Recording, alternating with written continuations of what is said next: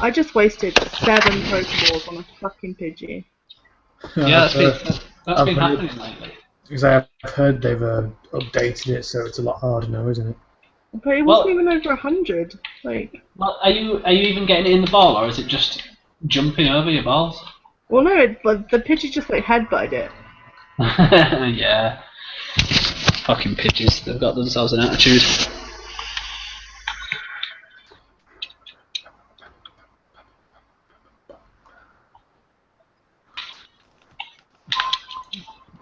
Ah, there he is.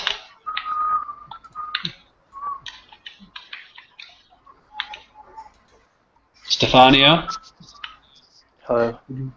how do? Alright, yeah. Yeah, I'm real good, thank you.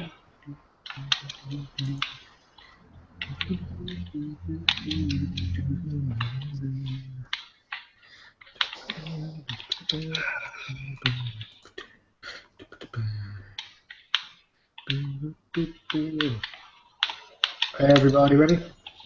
Everybody get up. Yeah.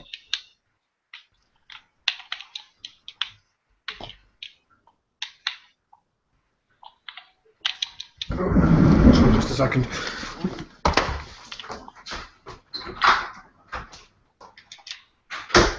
Should we just start the show without him? Yeah, go. Just start. What episode are 44. Okay. Okay. Hello everybody and welcome to... No, it's not 44, is it? Yeah, it is. Well, that's what the hangout's called. Okay. Hello everybody and welcome to episode 44 of the Out of Nowhere podcast. I am maybe your host today, Michael Allen, and joining me today is Stephen Allen, Hello. Chelsea Edgerton, Hey. and when he finally gets back to his seat, Oliver James Thompson-Smith. Oh, right. There you go, you can hear him sitting down right now. There we go. Sorry. We've started, Oliver. You started already, have we? Yeah, we've gone. Introductions out the way, off you go. What? Well, that works well. Start again, off you go. Oh, we start again. Yeah, go for it. So sorry, my bad. I had to quickly before. Okay, cool. Right. 3, 2. Hello, everybody, and welcome to the episode 44 of the Out of Nowhere podcast. I'm your host today, Oliver James, and joining me to discuss the highs and lows of Raw and SmackDown this week, we have Chelsea Edgerton. Hey, I much prefer it when you're host. I always go first. Michael just did it and I was last. That's not true, Oliver was last. Yeah, but he wasn't here. It doesn't count. And we've retconned that introduction, so you know. Yeah.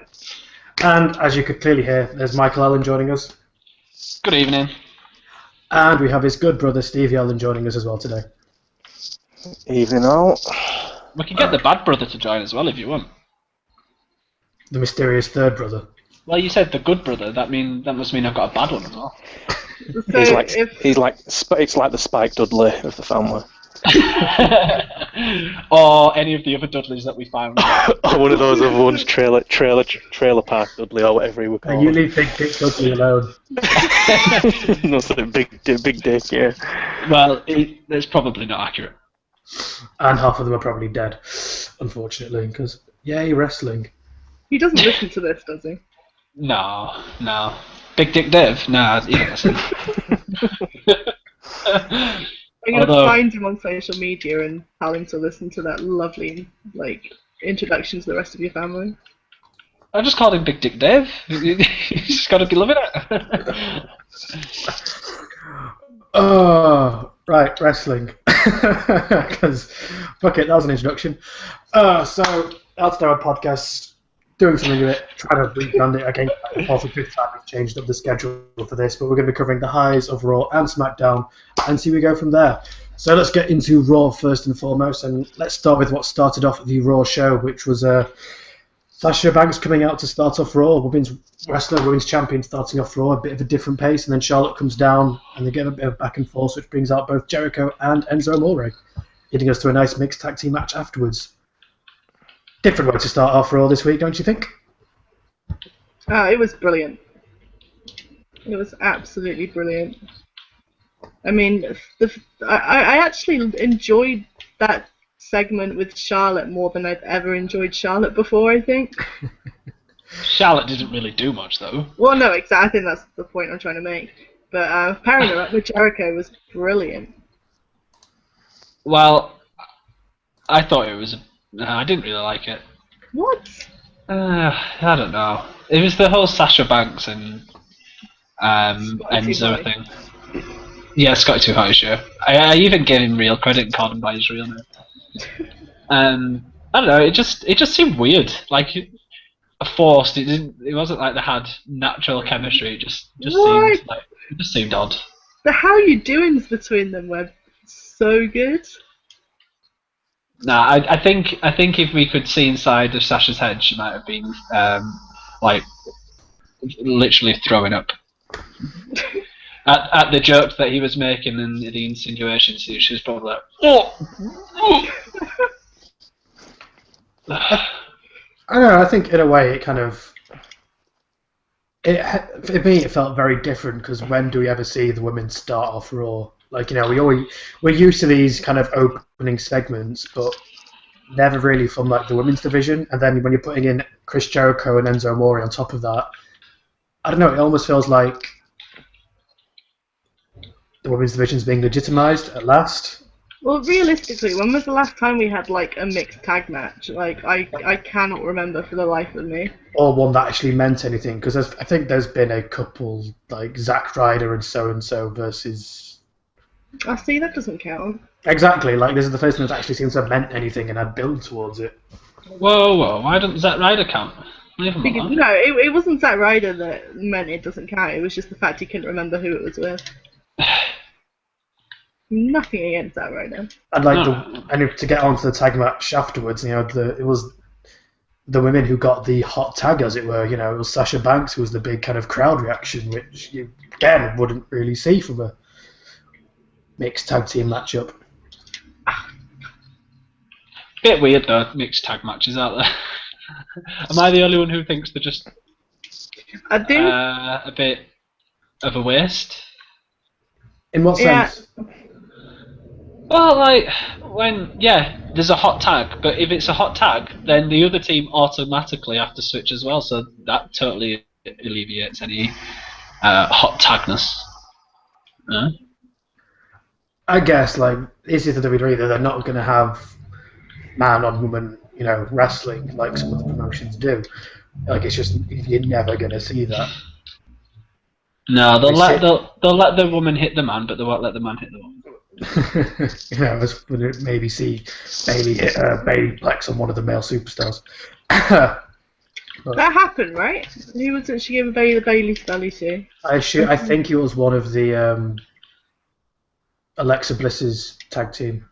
Oh yeah, wasn't it the Hype Bros and Bailey versus Alexa Bliss and Blake yes, and Murphy? And she did it to one of Blake and or Murphy. Oh, I loved that match. I think that was the only time I've actually been excited for the Hype Bros. Well, they're on SmackDown each. Well, I say they're on SmackDown each and every week. We get to see them properly on SmackDown. But yeah, Steve, you've been awfully quiet on this. What were your thoughts on the opening segment? It was all right. I think, I think I'm more on Michael's side with regards to the initial, the initial promoing or segment in the ring. I've got to say, and I will be very much on the outside of this. I'm not right keen on Sasha Banks' character. Like, as a wrestler, I think she's fantastic. Don't get me wrong. Like, she's really good, but I don't know. I'm right confused by what she tries to be sometimes. Her gimmick definitely works more as a heel. Yeah, like, I really don't see it as a face at all. But when she's I think maybe that might be it more than anything. The fact that she's playing a face at the moment and it doesn't really suit the face gimmick. I think it might be more that than anything. But I found it quite. Like the whole bit with Enzo, I thought it was a bit pointless, and then when they were actually fighting, when they were actually wrestling, I felt they were a bit out of sync. You know, with some of the joint moves, I found that they were a bit sort of. You could kind of tell it felt like it was quite, you know, mashed together at the last moment, and I think that it kind of came across like that. That's not Sasha's but I fault. did- Enzo just can't keep up. You know, he's not that. Yeah. He's not that good. Sasha is the better wrestler out of the two of them. I was well, that's definitely true. It was if you watched it carefully, you could always see Sasha was always like ahead in her mind of what was going to go next, and she was having to stop and wait every time. Like when they did the leap through the ropes, you could see she looked up at Enzo about 3 times before he realised that he needed to go off the ropes, and then she ended up looking like the one who was behind. Because she was a So bit it was slower it was it was almost like it felt like it was a kind of like rushed together match, but saved by by Jericho, who was just on absolute fire both on the mic and in the ring at the moment. He's just fantastic. And then obviously we had Kevin Owens on commentary, which was just perfect, quite frankly. Also, totally unnecessary. I don't actually know what he was there for. Well, I think kind of the next bit following on from this, what we alluded to later on, was we may be getting Enzo and Cass versus Jericho and Owens at the SummerSlam. I mean, they had that little backstage segment where it was Enzo and Cass with Jericho, and he brought out Owens as his kind of friend, as it were, to give him some backup. So That was a great segment. That was a great segment, by the way, when he was talking to Tim backstage. He was just making up a name. He was just making up a name. Dudes bro, Schlossen.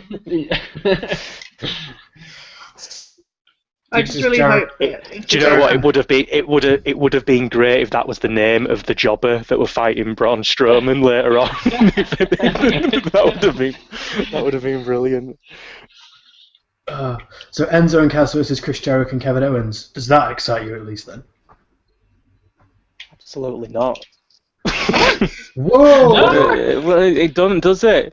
No, it's completely mashed together. What's the point? I don't get the point in it whatsoever. And I'm sure Kevin Owens completely agrees with me. If we can get Y2AJ, we can get Y2KO, and I will buy the shit out of their t-shirts. If That's Jericho exactly why we're doing it then. if Jericho and Owens can actually make a tag team and stick with it, I mean, I don't understand why they would. It doesn't really suit or match either of them. But if they can do it and they make it a proper tag team, then I think it could be fantastic. There's no doubt that it's going to work. You know what I mean? Like there is no doubt that Chris Jericho, the way that he's at the moment, and obviously the way Kevin Owens is every single week, there's no doubt about it that they're going to like bring an exciting, great tag team to watch. Like watching them, do whatever they do. But like I don't know. Since though we had the draft last week. You think that have had some ideas in place, and like, is that really the idea that you want for Kevin Owens at this stage? Well, at this moment, after taking him out of the, where would you put him? Other than this, well, didn't we all say that he should be winning the title? Not the title itself, maybe, but he should have been winning that. He should be. He should be in one of the title challenges. He shouldn't. To me, it's a complete waste putting him in a tag team for as much as. And don't get me wrong, I completely agree with you, Chelsea, that I will watch it. I will watch them tag, and I'll be laughing my head off at the antics that they're getting up to. Do you know what I mean? Like I will find it funny. Like there's no doubt about that. But like, considering we're coming off of a draft where they've kind of moved everybody around and they should have the ideas of where they want people to be, like, is that really where you want someone of Kevin Owens' caliber? Like, I don't know. I would rather have seen him challenging The Miz again, like to get the Intercontinental title back, than do that. Yeah, like I wouldn't have them in a tag team like going forward and have them stick like that. But that's for like a one-time thing at SummerSlam. Yeah, that'd be pretty good. Because, like you say, it's too late now for him to challenge for any belt. But actually, to be fair, who's Rusev gonna face? Well, we can get on to that in a moment, because after... Do you want to move on to the US title? Are we done with the opening segment? Yeah. So what we saw in the US title match, Rusev. Well, first of all, we had Mark Henry giving it the big I am. He's heading to the Olympics as part of representative to the WWE. Mark Henry, I feel for you having sent to go to Brazil. I apologise. Is he actually going to the? He's not going to compete, is he? I doubt no. He's just going as a representative because I think the WWE's whatever ambassador. But as his commiserations are being sent over to Brazil, he got put in a match against Rusev, who made him tap out within 6 minutes. But after that, we then got the return of Roman Reigns to. Roman Reigns is seen maybe going after the US title picture in his fancy red and black attire. I hope Rusev tramples all over him. I was going to ask, is this the follow-on from Reigns losing the way he did last week to? The punishment of Roman Reigns continues. Yeah, is this what we're seeing here, or is Reigns the one to beat Rusev for the title? I could see it going either way. To be fair, they could punish him even more and have him lose, but at the same time, they could be like, "Well, we can't really give you the heavyweight championship, but we'll still give you a belt." But Did you notice that now he was just going for the US title that he got cheated as well, Roman Reigns? he got a much more positive response to what he normally gets. He did, but I think that's they was doing a USA versus Bulgaria thing again, and if there was cheering on America rather than cheering on Roman Reigns, I think. But I think as well with Rusev being a good a heel as he is, him and Lana do generate quite a lot of heat, especially that Lana's going, he's the one who's fucking me every single time she comes down to the ring. And he's the only one now. He's the only one now allowed now that they're married as though like before. Yeah, she was game. She was still game even though they're together. Yeah, and that's going to help rather than Reigns going up against Dean Ambrose and Seth Rollins, who Seth I think is still essentially a face at this point, and may as well be, and Dean Ambrose being Dean Ambrose. Like Reigns was never going to get cheered in that situation. Whereas you put him against Rusev, then he's probably more likely to.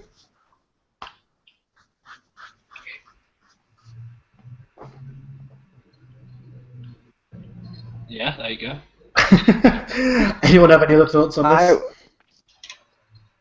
I would be very surprised if they continue to sort of punish Roman Reigns now. I mean, if he loses this as well, it's kind of like they've kind of lost everything with him, haven't they? Like, if you think about it, he's kind of right at the bottom, right at the bottom of the pile if he loses this matchup to Rusev. But then at the same time, I can't see them wanting to put the US title on him and have him, I would imagine that they would think that the US title's a bit too small for what they want with Roman Reigns, unless they're that pissed off with him. I think he's going to go for the title and he's going to lose. I think Rusev's going to continue and raise his star even higher. Rusev is great. That is when he's got that title. A bit like how we've said with how Kevin Owens is when he's got a title. I think the same can be said for Rusev. Yeah, he's definitely a top heel. No, agreed, and I'm glad that they're doing something with Rusev like more substantial now because he got a bit lost for a while, but given the US title and just let him bulldoze through people like he has been with Titus and Darren Young. We're back in a feud again for some reason. Yeah, that was weird. That was really weird. Not quite sure who's the heel in that one after the shenanigans that we got. But moving on from Roman Reigns and Rusev to the state of the WWE Universal title, still think is a ridiculous sounding name. This week on Raw we saw Finn and Seth. Finn's delivering his first kind of real promo. His first promo segment on Raw against Seth Rollins. Chelsea, how did you find Finn's kind of first time on the live mic in front of the Raw crowd? Well, I'm glad people could understand him. Because, I was really worried with that, especially with Neville, for example. Nobody can obviously understand his Geordie accent, and I think I've only ever heard him speak, once on the main roster. So I'm glad they allowing him to talk, I guess. But I am unbelievably excited for this match. I mean, the I completely forgot what I was going to say. Hold on, sorry, 1 second.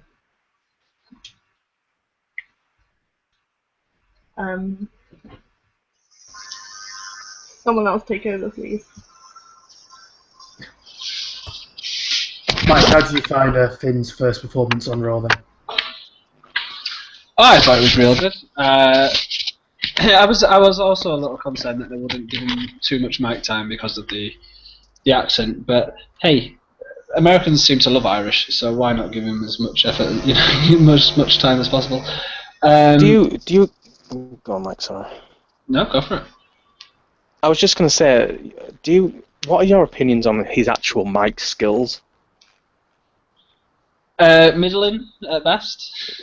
Yeah, I think he really struggles on the mic, and I don't think it's anything to do with the accent or anything like that. I can find like his promos to be quite awkward to watch, especially if he hasn't. I mean, in this case, it wasn't so bad because he had Seth Rollins, carried it along, didn't he? And there was a massive. You could see the massive difference, and don't get me wrong, you would expect a massive difference with where they're both at in their WWE careers, but you could see the massive difference between Seth Rollins on the mic and the way that what's his name is Finn the way that Finn is. I think his mic skills do need a little work. But not that it's a massive thing at this moment in time, because I think he kind of lets his wrestling do the talking more than anything, doesn't he? But I think it's just something to keep an eye on, because I always found that that's always been the problem with Neville. I'm not saying that he'd go down the same road as Neville, but Neville's been fantastic in the ring, but because his promos have always been that little bit awkward and not up to standard, that he's kind of been left behind. And I would hate for that to happen with Finn. Not that I think it is going to happen, but I think that's just kind of showed the difference between NXT and Raw. Like where NXT kind of allows for that more, and that's not. It kind of NXT all that strong on the microphone to really excel, because it's not really about the promos. It is about the matches. Whereas when you get to Raw, that's kind of flipped, on a weekly basis, where it is more about getting the story across through word of mouth. And I think Balor probably has got a bit of work to do in that regard, but I think for his first opening promo they sold it well, and they like they did in the build up to Takeover Japan, not Takeover Japan, but the NXT Finn Balor versus Kevin Owens in Japan, where they had the video packages building up Finn Balor and the whole demon persona and who he is. If they brought those to Raw, then I think they could really kind of help people understand who maybe have not seen NXT just who exactly Finn is. And we might. It doesn't look like we're going to see Demon though, does it? At SummerSlam, by the looks of it. I think. I think we're going to. Do you think we'll see it? Yeah, I think so.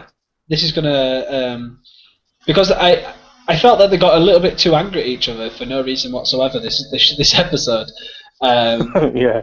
Like there was no reason for them to get all shouty. Like even with what they said, it was like, well, okay, you're going to beat me, I'm going to beat you, woohoo! So I imagine that they're just trying to wrap up the animosity between them, so that there is a reason, however flimsy, to show the demon at SummerSlam, because that would be just awesome. Otherwise they do what they did in NXT, where they kind of left it for a while. Kind of hinted that he had, this other persona, as it were. No, I can imagine we've got 3 weeks left. 3 weeks, yeah. Yeah, something like that. Yeah. Not next week, the week after on Raw. Seth Rollins is going to give a beat down to to Balor to end the show, and he's going to end up standing over him with the belt, maybe his foot on his chest, that old gimmick. And then the next show, the go home show before SummerSlam, Finn's going to be like, there's a demon inside me and all this jazz, and then we'll get it. I think that's how we're going to go down. And I'm happy if it does go down like that. I'd love to see a SummerSlam Demon pop up. Now the question for the fight. is, the back in Brooklyn, what is his Demon character going to be this time? I think considering it's his first time on Raw, they're probably going to Do the classic red and black. They're going to simplify it. Like, it's not going to be like in London where we had Jack the Ripper. You know, it's not going to be. It's going to be a more pulled, simplistic version of it all. I say simplistic. It's going to be on SummerSlam, so it's going to be fucking huge. But you know what I mean? It's going to be the toned down, just the red and black, not the faux dreadlock headband he wears, which I still don't quite understand. As much as I love the Demon. Yeah, I'll take the crazy Predator dreadlocks. Yeah, I want the full lot if it's happening. Yeah. And I guess to kind of wrap up the Universal title picture, we did get a match with Rollins and Sami Zayn. Zayn never really had a chance. No one really thought Zayn was going to win it. What are your thoughts on A, it being called the Universal title, and B, the rumour that it's simply going to be a copy of the WWE title, but they're going to have the, the swoosh is going to be red on Raw and blue on SmackDown? No, surely it's going to be more different than that. The rumour is that the title belts are going to look exactly the same, except one's going to have a red tick and one's going to have a blue tick. That'd be shit if that happens. But yeah, Universal title, Mr. Universe, the champion of the universe. I only find that name a little cringy. Well, I don't know if you did any of you watch the SmackDown post show? No, I didn't. No. Well, I watched it earlier on today, and Daniel Bryan was talking about the tag team scene and the fact obviously they don't have a belt. And he said, we don't just want to rush into it and just say that we're going to have a belt and we're going to call it the Universal belt or even the Galaxy belt or the Milky Way belt or whatever stupid name they want to call it. So, I mean, even they're taking shots at it. It's a stupid name. I didn't see this one, but I've saw the other one. The other talk. It's called Talking Smack, isn't it, with Daniel Bryan and Renee Young, isn't it? Or something along those lines. Yeah, it's Talking Smack, yeah. Renee Young host and Daniel Bryan's there. And by the way, Daniel Bryan on that show, he's just loose, man. He's a cannon. Like he's clearly not got this corporate bit down yet. I hope he never does. I generally hope he never does, because Daniel Bryan just being done. I love it's the same Daniel Bryan you get from the Table for Three with Ryback and Dolph Ziggler. Like, just let that Daniel Bryan loose on the microphone. It's hilarious. Yeah, when he was sat there with American Alpha. And they were just clearly having in jokes with each other. And when Dolph Ziggler was on it as well, I mean, we've moved to SmackDown now, but there was just a lot of in jokes, and Daniel Bryan is clearly just still on the wrestler side of things rather than on the GM kind of side of things. Before we move on to I'll kind of segue into SmackDown with Brock Lesnar and Randy Orton. A quick recap of what else happened on Raw. We got Braun Strowman and Nia Jax defeating two local jobbers, A and B again. We had, as alluded to, Titus O'Neil and Darren Young getting themselves involved in a mini feud. Not quite sure who's meant to be the heel in that one, of Titus winning with pulling the tights, but Darren Young attacking him backstage. We had the Shining Stars defeating Golden Truth after R-Truth again being addicted to Pokemon Go. He's the only person it seems to be, but you know. We had Cesaro defeating Sheamus in a future title, number one contender to a title. Didn't specify which title, but Cesaro has now got a title shot at something. And Jinder Mahal. Whoa. All right, go Jinder Mahal. We'll come back to it. And Jinder Mahal is the next person to make his return to the WWE on the Raw roster by defeating Heath Slater, because Heath Slater still can't get a contract. Poor Heath. Right. The Cesaro Sheamus thing. That wasn't for a title, or even a title shot, was it? Yeah. It was just go out there and prove that you're not the fifth round pick that we pitch you as. No, they did say that if Cesaro won, he'd get a title shot at some point, or whoever won would get a title shot. Missed that. That's what happens at 3 o'clock in the morning, I guess.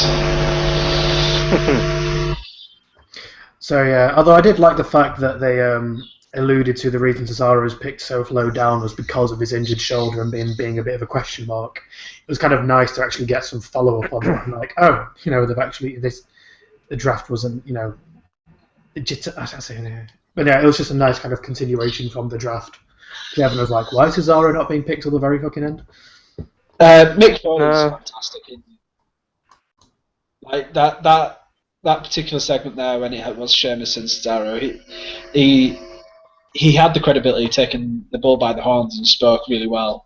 I think Mick Foley is here to stay. Hopefully, he's not just going to be a whipping boy for Stephanie. Yeah, I've got to say I've been impressed with Foley through the first 2 weeks, like you say, the way the way that he's kind of like you say, he has taken the reins of it, and it hasn't been Steph calling the shots, and it hasn't been her undermining him when he's made decisions. And I do agree, Ollie, with the fact that the little niche bit of saying that you've dropped down the draft because of the injury. It's just exactly what happens in like the NFL and stuff like that. Someone gets an injury report and they drop down, and then it's up to them to kind of prove their worth over, to the team that they signed for, so to speak. So I think that that's definitely a good storyline for Cesaro to go with, and yeah, I've got to agree with Michael that the way that Foley started has been really good, because I did expect that Steph was going to kind of take over that kind of role and just kind of undermine him at every point. Now, maybe that'll happen in the future or not, but it's good to see that to start with that he's been able to control it. And he had a great shirt. He had a great what? A great shirt. His lovely leopard print shirt. I thought it was fantastic. Fair enough.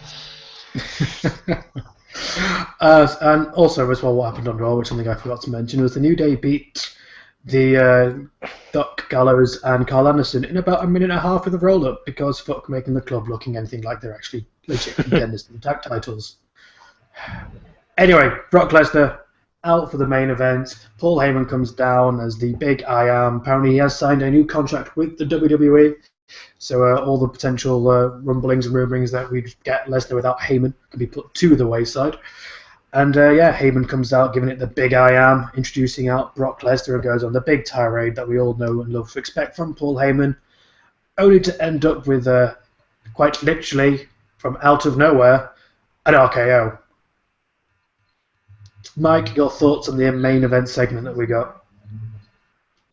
I liked it. And I really didn't think that we'd see the invasion kind of stuff so soon. I totally expected them not to see each other until SummerSlam. But as soon as he started saying, you're never going to give him an RKO at SummerSlam, you're never going to do it, you're never going to do it, and you just kind of knew that he was going to come and do it. So, bit of foreshadowing there, but man, I enjoyed it. I mean, how can you not like Paul Heyman? I loved it. I thought it was great. I thought the RKO were fantastic. I thought the running through the crowd afterwards and everybody coming out and all Raw superstars coming out and stuff. I thought it were a fantastic piece. I think, like Michael said, I wasn't expecting them to kind of start doing that straight away, and I think they need to be a bit careful that they're not going to just have somebody do that each week, and then it end up being just happening for the sake of it. But I think when it's done right, like it was then, especially in that moment, I think it's a really good thing. It's an enjoyable segment, and yeah, even though you was kind of expecting you were expecting Randy Orton to come out and give him an RKO, you kind of didn't know where it was going to come from, and the way that they did it, I thought from a TV audience point of view, the way that it kind of just came out from right shot was fantastic. They really got their camera angles in great today, didn't they? For this, like it was just like you heard the crowd then thinking, "Why are they cheering?" Oh, and there's he on the floor already. Yeah, they didn't. I've not even seen. They've not even shown a different camera angle of it, because I really want to see like where was he hiding? Where did he come from? Like, because the crowd you can usually hear the crowd reacting for a long time before anybody ever makes it to the ring. But this one was kind of, bang bang. It must have all been really well done.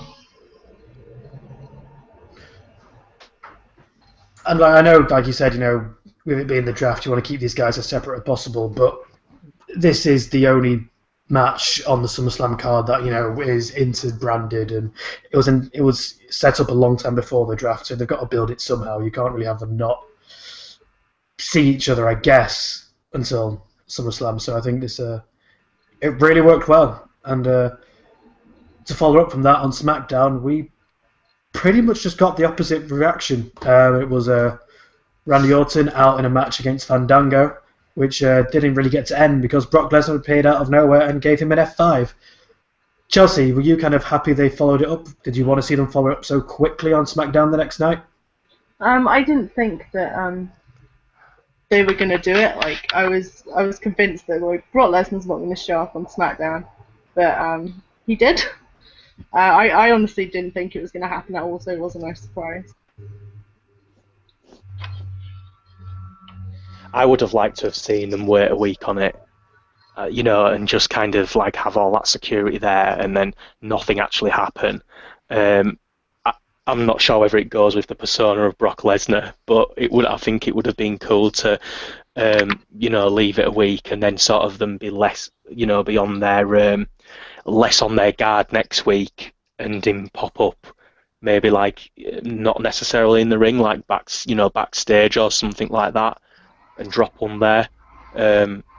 But either way, like I say, it's the way that it started on Raw and the way that it followed up on there. It was still a good piece, but I think it would have been better if they had have left it a week and then, Daniel Bryan and Shane be a bit less on guard, and then I think it might have had a bit more impact that way. But then, like I say, it goes against the complete persona of Brock Lesnar, doesn't it, to have waited a week, and to kind of stalking his prey. To kind of build into that persona of Brock, I would have quite liked to have loved him to see him actually throw around a couple of the security guards before he actually managed to get to Definitely. Randy. Like Randy Definitely about the sneak attack, get in and get out, whereas Brock's like, no, I'm going to take my time, I'm going to waltz over the arena and throw all the security guards left, right and centre, then get to Randy and then fuck off. Because it's the beast, it's what he does. Mike, what are your thoughts on the kind of repeat segment on SmackDown? Oh, well, it had to happen, didn't it? I mean, you can't have Brock Lesnar being shown as the weaker one, which I think it would have been if he was too scared to come to SmackDown to do it. Like Chelsea, I didn't think that Brock would go to SmackDown. When was the last time he actually went to SmackDown? Has it been, it must have been a while, right? He only ever appears on Raw. I think he did it for the build-up to the Undertaker feud and maybe one other time, but I can't quite remember off the top of my head. So for that reason, I didn't think he was going to be there. But yeah, there he was, on his own. No Paul Heyman. But no, I think it's built nicely. Do you think we see any more interaction between the two, or is it now going to solely be, Brock's on Raw, Orton's on SmackDown, and there's probably going to be repercussions from the general managers for each of them?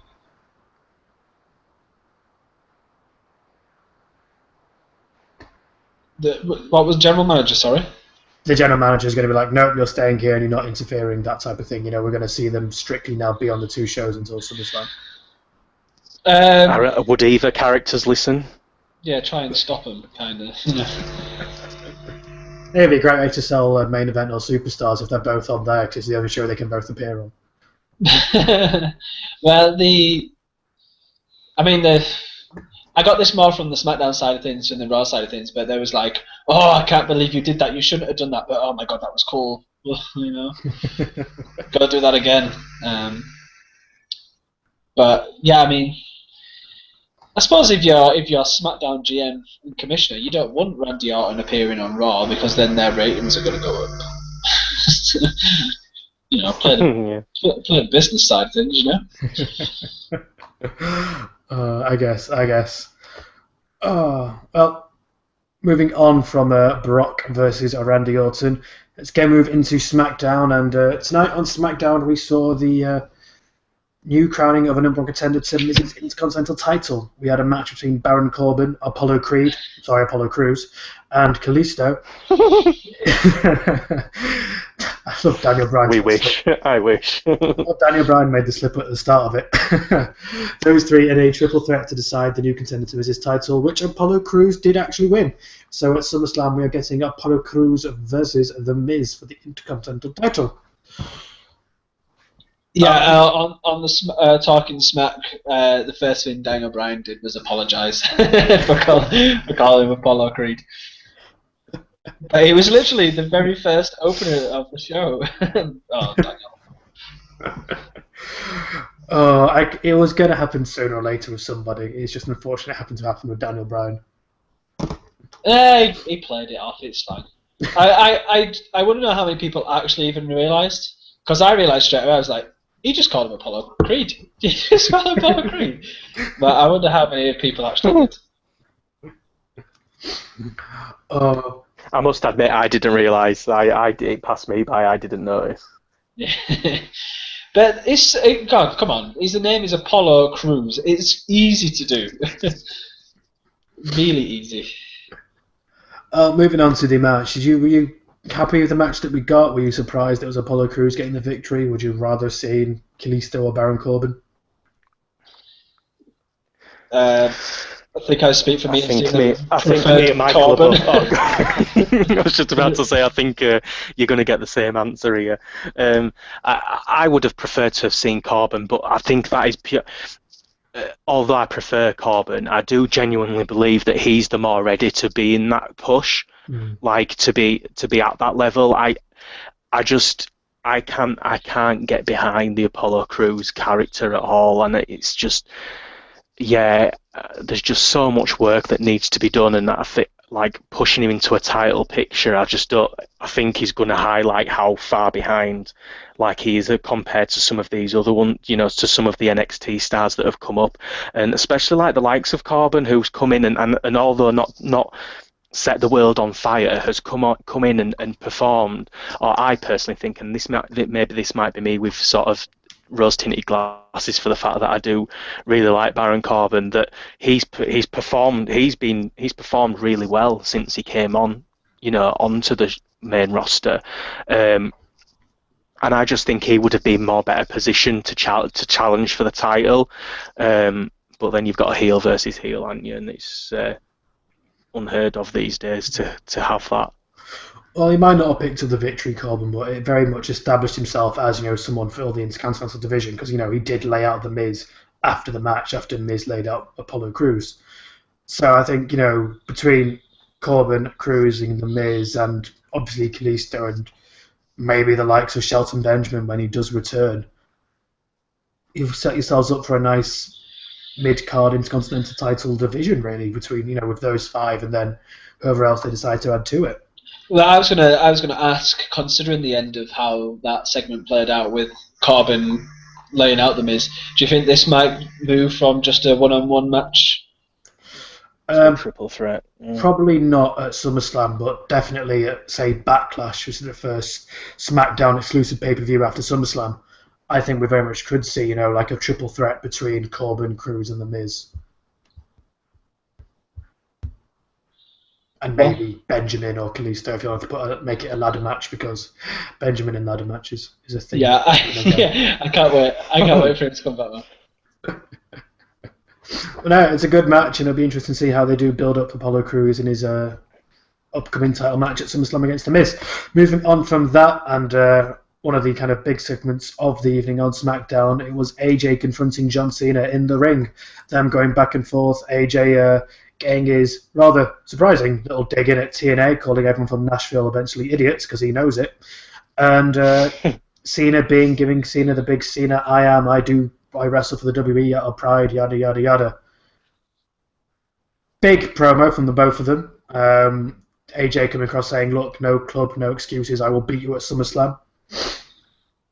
Excited for the rematch, the one-on-one, which will be a one-on-one straight rematch between Styles and Cena at SummerSlam. I'm excited for it. I think this will be the best one of the lot. I think we might see them go all out since this is the final one. Although I don't necessarily think they've held anything back in the previous ones. I'd have to watch it again. But did any of you guys think that they kind of lost their way in the middle of this whole segment? Like they just seem to totally forget what they were there for. I think it kind of had that. It really had that feel of that it was almost like they'd been asked to go out and promote promote them fighting each other without any kind of needing to. And it was, I think you've hit the nail on the head there. They kind of started, AJ Styles started off and was going at it, and then halfway through when Cena came out, it was kind of like, what should we say now? kind of thing. I mean, the match, based on the matches that we've had, the match has actually sold itself, hasn't it? Like, there was no need to have such a big segment. I don't think it was like disastrous by any stretch of the imagination, but I don't think it did anything to promote or make you think even more that this is going to be a brilliant match at SummerSlam. No, I would have preferred to have had Cena in a match of some sort and AJ Styles come down and attack him and have that than kind of like a misused promo just to get them in the ring to advertise that they were going to fight at SummerSlam. Daniel Bryan said he was. I keep referring to this post-show thing. I'm glad I watched it. Said he was borderline offended by what Cena said. Go on, explain. Yeah, because that kind of pricked my ears up. I thought he was going to go into the borderline offended by what AJ Styles said, but he went against Cena, and I was like, how's this going to play out? Basically, he was saying that John Cena, in the middle of that, said he does it because he loves the WWE, and if he was to lose or leave, he wouldn't go anywhere else because WWE is all that matters to him. And Daniel Bryan, obviously being the journeyman and wrestling all over the world, and similar to AJ Styles, was like, well, I'm kind of borderline offended because being cut from the same cloth as AJ, if we got fired, yeah, we would both continue wrestling elsewhere because we love wrestling. We don't just love WWE, we love wrestling. Yeah. So he totally threw Cena under the bus, but I doubt hardly anyone's going to see it, so it won't matter. But I just thought that was rather interesting. Again, Daniel Bryan, just being Daniel Bryan. Definitely have to check into this week's Talking Smack then. Yeah, I recommend it actually. It's the first one I've watched. Is this the first time they've done it? They did one last week. Yeah, I think and Daniel Bryan was very, as he was then. I think he had a few shots at Dolph Ziggler. Actually, was that the post-draft one? No, I think that was just the post-draft one, wasn't it? Last week. Oh well. I think this is today. I recommend watching it if you can. It's on YouTube. No, it's on the network. Sorry, and they show all the highlights of the matches as well. So go for it. No, into long kind of last thing again on this match. Like going into it, we're a couple of weeks away from SummerSlam. But do you have any predictions for who's walking away with the victory on this one? Does it go to John Cena or do you think it goes to AJ Styles? I think this is an AJ win, right? Yeah, I would go with the AJ win, but I don't think I could give you a full valid reason as to why. I just think that's kind of where my head is at the moment, that they would go down that way of giving AJ the victory. Which could potentially set them up quite nicely for a future feud with whoever wins the WWE title match. And speaking of which, I think it's kind of a good segue to go into. This week we saw kind of Dolph Ziggler, a changed Dolph Ziggler, a renewed kind of Dolph Ziggler, kind of building on from last week's victory in the six-pack challenge. We had a promo between Ambrose and Ziggler, and the two of them got surprisingly very heated. A lot more than I actually thought. Well, one of them did. Well, Ambrose got a little heelish, and Ziggler got a little bitchy, which I didn't see this feud going, but I'm all for it, frankly.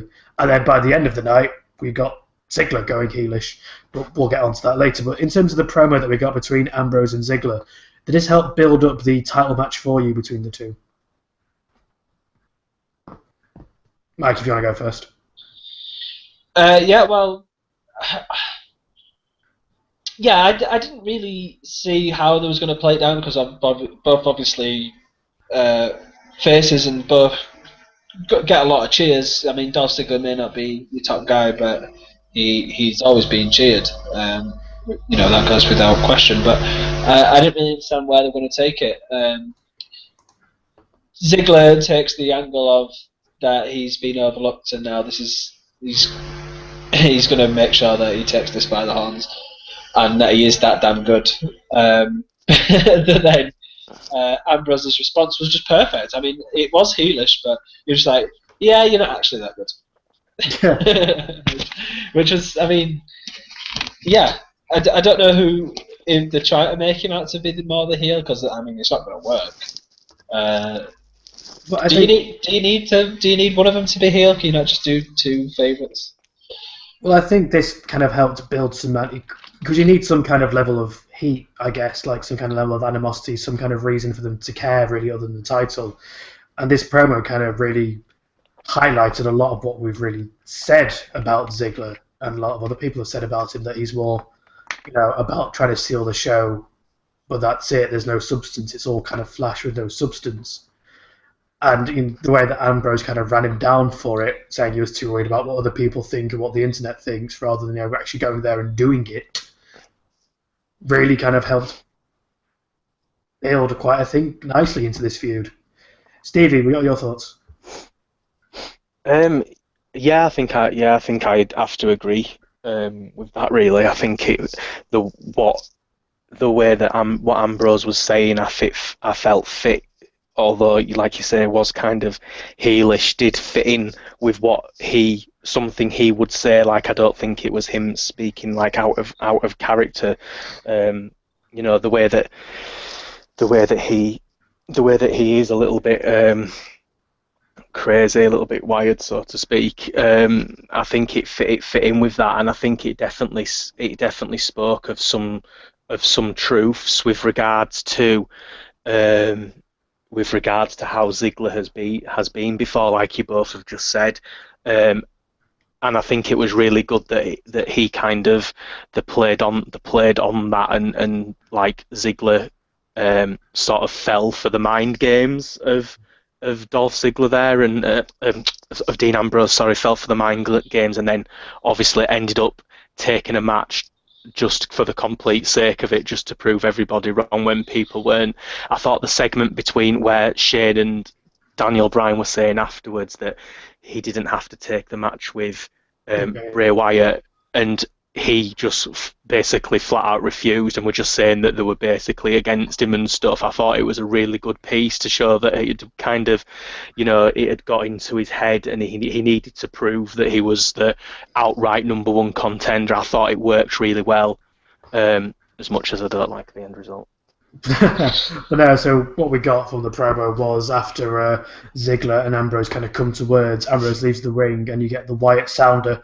And there's Bray Wyatt in the middle of the ring and lays out Dolph Ziggler and issues him, challenge him, saying, "Prove to me that you're the show-off and that you're that damn good by giving me a chance at the title. You're challenging Dolph Ziggler for his number one contendership." And Ziggler goes backstage and goes up to Bryan, and Shane says that he accepts the match, and they're like, "What? But what?" Because it's always a stupid thing for a face to do, to accept the challenge for their number one contendership. Why would anybody ever do that? But as you said, Stevie, it kind of very built on that through line that Ziggler was in that mind game. Ambrose had riled him up, and he felt like he needed to do it. And by the end of the night, before the match started, he again tells Bryan and Shane to screw you. Literally told them to screw you before leaving for the match. Were you excited? So the main event was the title shot for SummerSlam was Dolph Ziggler versus Bray Wyatt, with a very win by any means Ziggler picking up the victory by exposing the turnbuckle and throwing Bray Wyatt's head first into it and then delivering a super kick. Yeah, I have a problem. Go on. How is intentionally throwing someone's head into an exposed turnbuckle not a disqualification? Yeah, because the ref did see it, didn't he? Yeah. How is it not a disqualification? I just don't understand it. Like, it never has been. I just don't understand how it's not. I think, again, it's one of those WWE forgets its rules conveniently as it needs to forget them, because I think it has been in the past. Although I guess if that's a disqualification, then running them into the ring to the steps would be a disqualification too. Yeah. And that's obviously not worthy of disqualification. I don't know. It just seems weird that an exposed turnbuckle, which, typically always leads to a pinfall. If you hit an exposed turnbuckle, you lose. Whereas I'd love to see the percentages of that showing otherwise. So yeah, I just don't understand why that's not a DQ, but it gives Ziggler a win in the way he needed to, and the way I thought he would. I thought he would get the win, but it also means that Bray didn't lose clean. So I was so convinced that Bray were going to win. I thought, oh, hold on, this was all a plan. Ziggler winning last week. It was all just a plan for Bray to become #1 contender, and I got right excited, and there was no chance of falling asleep while it were on, and then he lost, and I was absolutely devastated. I was gutted. I went to bed gutted, genuinely gutted that he lost. No, Stephen. They just do it. They just do it all the time with me. They just convince me that he's gonna get this push. He pulls out a couple of amazing promos and looks like he's about to start, and he looks so. I don't think either of you will disagree with me on this. He looks so strong in the ring at the moment, Bray Wyatt. Yeah. The look he's got going as well. He just stands as a character who's in the complete peak at the moment from the way that he is with his in-ring ability, the way that he's on the mic, the look. I think he's at that complete peak, and I'm just a little worried that they're gonna let it go by the wayside. I really hope that they don't. And in the end, after I'd got over the slight disappointment of Bray losing, and it was clearly just because I'm a big Bray fan. I think it was good for Ziggler to get the win like that, and me and Mike had this conversation last week when I kind of said I didn't see the point of Ziggler getting a shot. I think it's good for him, to get that, and the way that he won this week gives it a little bit of legitimacy that he could actually win. Whereas at the end of last week, he would have said there's no chance of Ziggler beating Ambrose. I think that's kind of turned slightly now, where the way that he won, the way that he acted, you think, hold on, maybe he has that mental side, that side to him that could actually beat Dean Ambrose, and there's more of a chance. You left this SmackDown with the thought that there is a chance that Ziggler could beat Ambrose. Agreed, and I think what we're seeing here, despite I think. Whilst I thought from the start of the night, although it was Dean Ambrose was going to be the one that were going to maybe go the heelish route in this, but at the end of it, it's like, no, they're giving Ziggler kind of the slow build to a heel turn, because I think coming up to SummerSlam, Dean Ambrose is going to still walk away the champion, but Ziggler's just going to lose his fucking mind, and I think we're slowly starting to see it, like just him just doing any means necessary, and as much as it's been a cliche of the WWE for someone to develop a vicious, nasty streak, Del Rio's had about 10. I think Dolph Ziggler is going to be the next one. I think it could potentially lead him to recapture or kind of get to that level where a lot of us 2 or 3 years ago thought he should be at. I hope he goes back to his heel gimmick. He was so much better as a heel than he is as a silly face. I hope it's not the show off. It's the actual he will just do anything to win kind of heel, because I think his tired show off Van Halen get up needs to go. Well, there's some attires that are questionable at the moment, so he can join them, I guess. But are you happy for this kind of resurgence and rebuilding of Dolph Ziggler? Right, yeah, absolutely. I said it on the last show. I was really happy that he won. And then after the match, we did. Yeah. Go on, Stevie. No, it's okay. It's fine. Well, I was just going to say that after the match, we did get Ziggler getting beat down by Bray Wyatt, with Dean Ambrose looking to make the save, but Eric Rowan actually coming down and continuing the Wyatt family well, I say White family, it's Bray and Eric for the time being. But I assume when Luke Harper makes his comeback, it will probably be by their side, and we get the White family back as a tag team again. Yeah, I wonder how they're going to bring back Luke Harper. Luke Harper? Luke Harper. Eric Rowan, Luke Harper. Right. I thought I just totally mixed up the names. Like Eric Harper. But no, I mean, if they, I think the White family are always still going to be a thing. Like, it's kind of hard for them not to be when two of them on the same show. And I think when Harper does come back, it makes sense to put him on SmackDown to help them out a bit in terms of the roster. And you then get an automatic other tag team to kind of help out the division, which still hasn't got a title. The tag division? Yeah, on SmackDown. Well, as I say, on the Talking Smack thing, it was addressed, and they said they're coming up with a way to make it make sense, whilst American Alpha were there, and the way that it was all talking, they're basically pitching that American Alpha are the top dogs, and you couldn't really argue with it, really, could you? Let's be honest. They may be the newest ones there, No. but No, definitely not. they got asked if they think they are the best tag team there, and they said, well, when we got drafted, Daniel Bryan gave us a nice compliment saying we was the best tag team in NXT, and I think it's time that we showed people that we're not just the best there, we're just the best ever. So I was like, alright, fair enough. Well, we did get American Alpha's debut this week against the Vaudevillains, defeating them rather decisively in about 3 minutes. So they've already made their impact on SmackDown. So it'll be interesting to see where they do go, and kind of. I just want to see the tag division get started on SmackDown. The women's division didn't really get that started on SmackDown this evening, with both women's matches failing to get going. But it'll be nice to see the tag division kind of launch itself with American Alpha and everyone else that's on there. Poor Eva Marie. I felt bad for her. Still the worst entrance in history. With that frigging talk of the delightful, the beguiling, the bewitching. Did they do that live or is it recorded?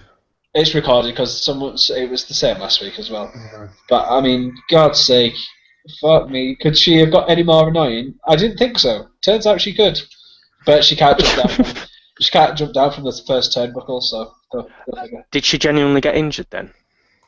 I thought it was kind of to go along with her. I must admit, I thought it was just I thought you saw her smiling and she was leaving the ring, and as though she didn't really want to fight. But I thought it was legit. Like, maybe it was a grimace of pain rather than a smile. Yeah, when I was watching it live, I was talking to Chelsea while we were watching it. So we carried on from our gaming evening, and I said, "Oh, she's hurt." As soon as she jumped down, I'm like, she's hurt herself there. And I thought maybe it was just it was gonna be a bit of a gimmick, a bit of a spot, but the way it all played out, I think that it was totally legit. I'd be interested to find out, because if it is a work, they've sold me a kipper. I thought maybe it was. Yeah, maybe I thought it was just to play into the whole Eve Marie thing, whatever it is that they kind of got going. But I think she oh man, she can't wrestle anyway. It's a blessing. It's a blessing. But I just really want to know what the plans were. If the plans were for her to beat Becky Lynch. Well, I did with the women's division and recent report. We saw Bayley's debut, and we saw reports that Nikki Bella's back in training again, so she hasn't actually, a neck injury, hasn't retired. She is back in training. I think we're probably going to see one of Nikki or Bayley on SmackDown to kind of head the SmackDown division, because I think it really needs it. Like, as good as Natty and Becky are, I think it kind of needs a Nikki Bella or Bayley just to kind of help the recognition, because Raw's stacked in terms of the women's division. Yeah, they do need it because who have they legitimately got? It's Becky and Natalia. That's it, right? Yes, because Paige is on Raw. Paige is on Raw, isn't They've she? got Yeah. Naomi. Naomi can hold her own. I mean, Carmella, God bless her, is not going to be in the title picture, and neither is Bitchface. So they need somebody. And it makes sense to be Nikki if John Cena's on SmackDown. Although I read that John Cena's going to be taking time off again because he's going to go and film another season of his reality show for 2 months. So he's going to be taking time off again. Well, Daniel Bryan was meant to be taking time off to have a family, and he's back on the road again. So, who knows? Who knows if the Does that mean we get Brie back as well? Unless Daniel Bryan's already done the business, and that's why he's back, and she's not. Sure. But to wrap up today's show, that's kind of final discussion point of the evening. We're now 2 weeks away from the draft. Are there any draft picks that stand out that you really think, 2 weeks away, that shouldn't have been, someone that was drafted to SmackDown should have been drafted to Raw or vis-a-vis, so 2 weeks away from the draft, what do you think could have changed or should have been changed? Mike, do you want to start us off? Yeah, are we just going one by one? We can do one by one, or you can give us like 2 or 3 that you think should change. Oh, I'll go one by one. I think the one for me that stood out as should have been on the other show, should have been. Was I was going to say Sami Zayn, but it could have been either Sami Zayn or Kevin Owens. One of them. Either one of them should have been on the other show. I still don't like the fact that they're on the same show, and the way that they built up the story that they would just punch each other no matter what the circumstance. They would just walk past each other and punch each other. I think that's going to make no sense later on down the line when they're in, a 6-man tag and they just happen to be tagging together. It's just not going to work for me. So I think one of them had to have changed. Yeah, I think I'd have to agree with you there. Kind of their whole feud and their kind of whole rivalry is kind of based around, them absolutely just kind of hating each other and just wanting to, beat each other whenever they see each other. So for them to still be on, like, and if you separated them, then you would have got that, when, say when SummerSlam or the Royal Rumble or stuff like, these big, the joint pay-per-views come around, you could get, those backstage segments where they're just in the locker room and they just kind of look at each other and they're just like, all hell breaks loose, just because they're on that one night, they're at the same pay-per-view. And that kind of maybe would have helped continue things over, but I guess we've got to see how they cope being on the same show, and if, the WWE kind of just forgets about their rivalry, which they have done in the past with other rivalries.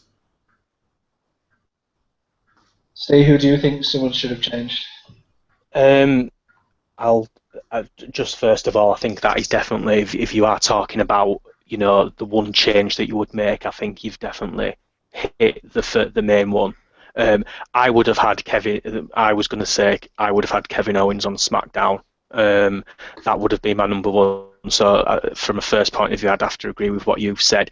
I think there's a bit of a lack. I found when Ziggler beat Bray Wyatt in that match, I thought it highlighted the fact that there was a lack of heels on SmackDown, or there certainly seemed to be. Once you got past the first couple, yeah. And I think Kevin Owens would have fit in there and could have been in that title scene and would have been would have suited the story that's going on at the moment, and maybe would have suited coming out and attacking Ziggler in that situation more than Bray Wyatt. So I think I definitely, and like you guys said, I can't buy into the fact that they wouldn't not just start attacking each other every time. I mean, we said it for weeks, didn't we, before, that there was no way that there would, if it was a real life situation, that they'd be able to let that go every time they walked past each other. And Sami Zayn did actually bring it up, didn't he? He still brought up the reference to Kevin Owens this week in his promo. So that was definitely that would definitely be the main one. Like, I would have had Kevin Owens going to SmackDown. After that, I'm not entirely sure, to be honest. I think, I guess if I'm going to say, I probably would have liked to have seen the women all be on one show. So I know that's not just one person, but I think like the way that they've done the women on SmackDown so far these first 2 weeks has been pretty bad. Like, they just all came out to the ring last week, didn't they, and all just stood there and had like a 2-second promo each. And then this week, nothing kind of, none of the matches even actually started. And I think that it would have been better to have the women on one show. Now, obviously, that would have been detrimental to the actual draft. We wouldn't have seen the women get drafted themselves. But I think for the division on a whole, I think it would have been better to keep them together. Yeah, I think I would have liked that too. It would have made sense for them all to be on the same show, but then it would have been very odd having no women on the other. Yeah, no, that's a good point. Ollie, who do you think should change? I guess one for me, it's kind of mostly because other than the feud he's in, I really don't know what they're going to do with him. But it's Randy Orton. I don't see his use on SmackDown. Well, I guess in saying, could we said he goes over to Raw, you wouldn't know where you put him on Raw. I think it might be more of a case of where does Randy Orton fit in the modern day, especially as a face as well. Yeah, where does face Randy Orton fit in the modern day WWE? Because he's been off for a while, and the landscape of both Raw and SmackDown has, obviously because of the draft, but in terms of the people around, since Randy Orton was injured, we've had Dean Ambrose as champion, Seth Rollins kind of do his thing on a more significant basis. We've had, AJ Styles make his debut, Finn Balor make his debut, Sami Zayn and Kevin Owens kind of really make an impact and make a claim for the main event scene. So it's kind of like, it almost feels like Randy Orton's superfluous to the needs of the WWE.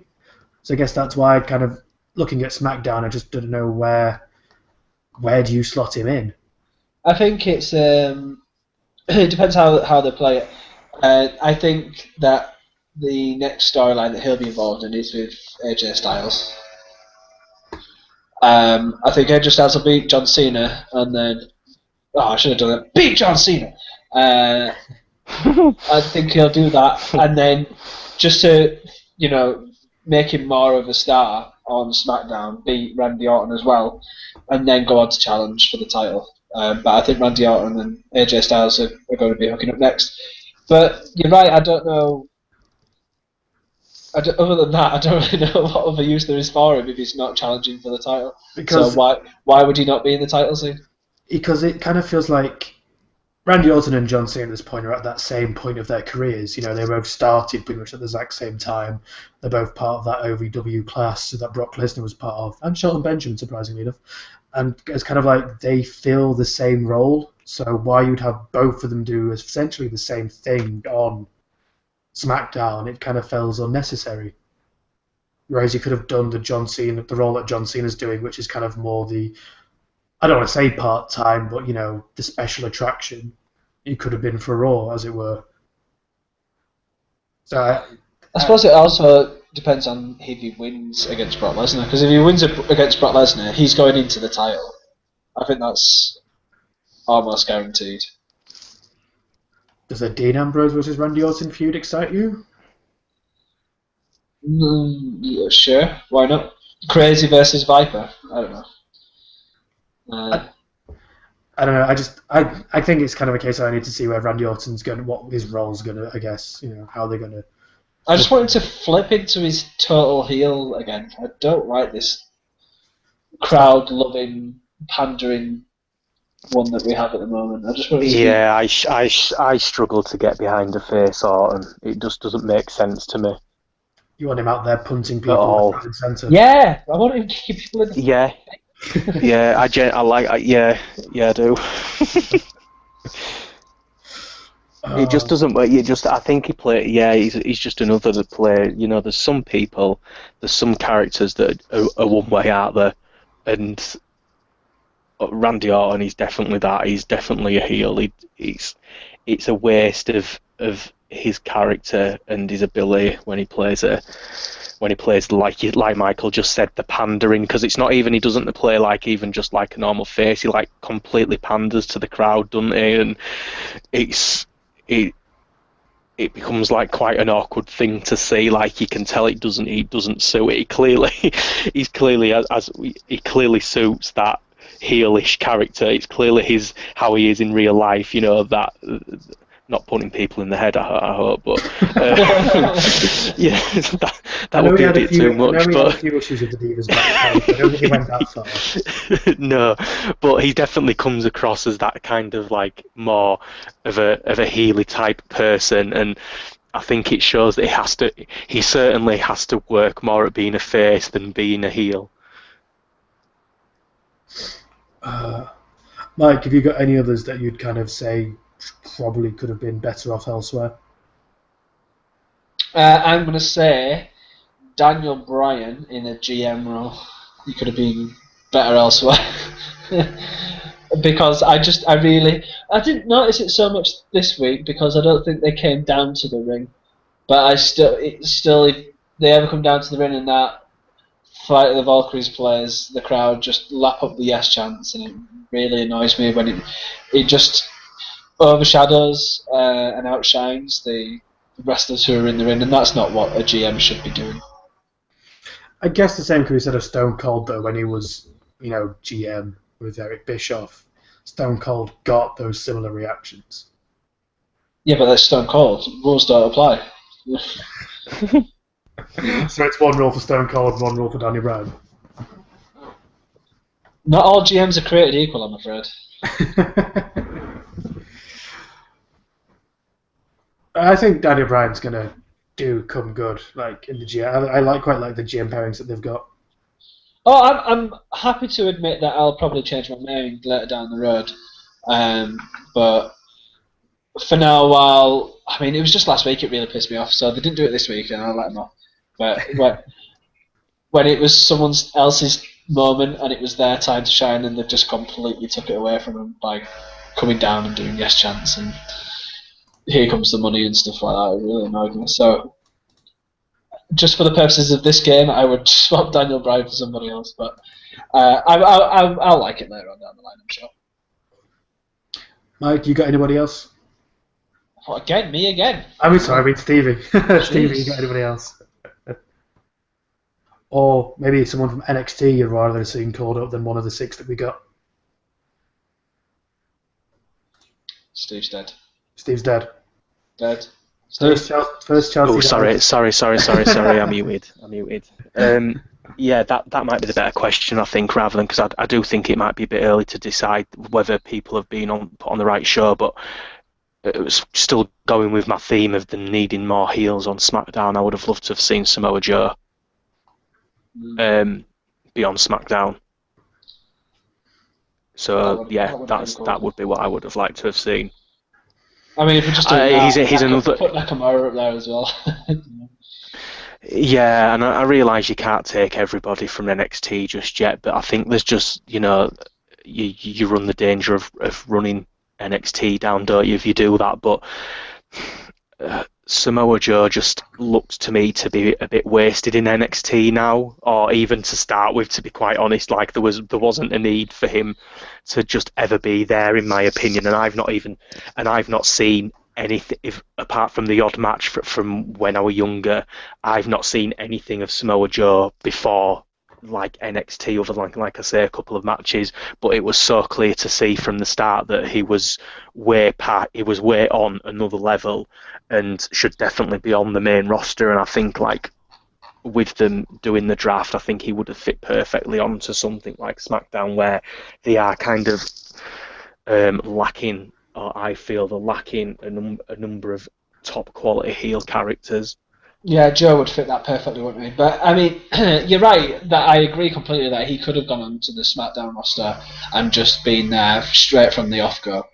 But from the off go, is that even a thing? But the difference was that he on TNA he'd gone away from the main scene. He'd kind of been in a malaise about the thing, and he wasn't really being used. I guess he wasn't trying too hard, I'd like to say, from an outside perspective. So maybe they thought there was a question behind that. But what he's done on NXT has left you without any question that he could have gone straight onto that main roster. Yeah, yeah. And I feel that it's different for Finn Balor, and it's obviously different for Shinsuke, who have been over in Japan and they work in a different kind of way. But I think Austin Aries, if they'd actually use him in some sort of capacity, that would be good. And even Bobby Roode, who has he signed yet? Bobby Roode? Has he actually? He makes his NXT debut this week, doesn't he? He does indeed, I think, and the return of Hideo Itami's tonight as well. Yeah. Get back, Kenta. So yeah, I agree with you there, Steve. I think Joe could have, and he would have been a perfect. Well, not face of the heel of SmackDown. Perfect. And can you imagine a Samoa Joe versus Bray Wyatt feud? A match between No, I mean, how does that even work? Maybe not a feud, but a match between Samoa Joe versus Bray Wyatt will be as hard hitting as fuck. Those two will beat the shit out of each other. One, just a small, a minor one for me would be Carmella. She needs to go with Enzo and Cass because I feel like she's somewhat going to flounder by herself, still doing the Enzo and Cass shtick. Yeah, they've not actually let her say "Bada bing, hottest chick in the room," have they? They've always been cut off before she's even got to it. I'm interested to whether or not she'll do it because how many of the people are actually going to know that she's affiliated? Yeah, she was the manager for them. Like, I find it bizarre that she's been brought up without them or not been put up with them. Like, I guess they want to make her stand out by herself, but her stick worked really well with Enzo and Cass. Like, the three of them worked well together. So, I don't know. It's just a little one for me, Carmella, but I would have kept her with them following their work in NXT. Yeah, I'd agree with that as well. Bada bing, hottest chick in the room. And on that, I think we can wrap this show up.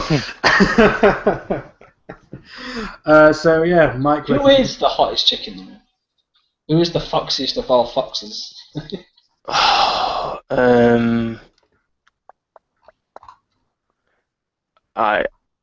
think I would have to go with Paige. Ooh, I didn't think you'd go there, Steve. Yeah, no, I think I'd go Paige. It's Paige or Becky, innit? Yeah. Not because we've got a British bias or anything. Now, if AJ Lee was still here. Overrated. Or Mickey James. There we go. Oh, now we're talking. Sorry, I got in a daydream. Carry on. Before we degrade the show any further. Yeah, Mike, where can people catch you? Oh, at Django Bob 96 on Twitter. And Stevie, you're still Mr. Anonymous, aren't you? Yeah, just on here, you know. I'll pop up on here every now and again. The elusive man of the Out of Nowhere podcast. And you can catch me on the all the Out of Nowhere contacts. So that's outofnowherepodcast@gmail.com. That's at Out of Nowhere Pod on the Twitter. You can always go to outoflies.net where you can catch Russ and his weekly every Thursday Russ report, where he gives his a few thoughts on the week in the WWE. Yeah, and, it would appear at this point that he's the Brock Lesnar of the show. He's only going to appear. when he feels like it. He's made his contractual demands. Yeah. He's literally told us, look, I'm not turning up, I'm just going to give you a written piece when I can be bothered, and that's what you gain. They are really funny though so far, so do go read them. Yeah. They have been funny. So every Thursday you can check out the Russ Report up on outoflies.net, as well as all that other TV, movie, entertainment, video gaming content that outoflies.net produce, as well as all our other lovely podcasts in the Out of Lives network. And we do have t-shirts. Myself and Russ have bought a lovely pair of t-shirts, which we will probably be debuting on upcoming videos, which we will looking into doing. So you can, if you want to get a t-shirt, it's teampublic.com/user/out-of-lives and podcast, Out of Lives Network, one or the other. Out of Lives Network at Team Public. That's where you can find the t-shirts. There's from all the different podcasts that we do and podcasts that don't actually exist, but we still have t-shirts for because fuck it. That's how we work things at outoflives.net. So yeah. Once again, thank you for listening, and we will catch you again next time. Was that a mic drop?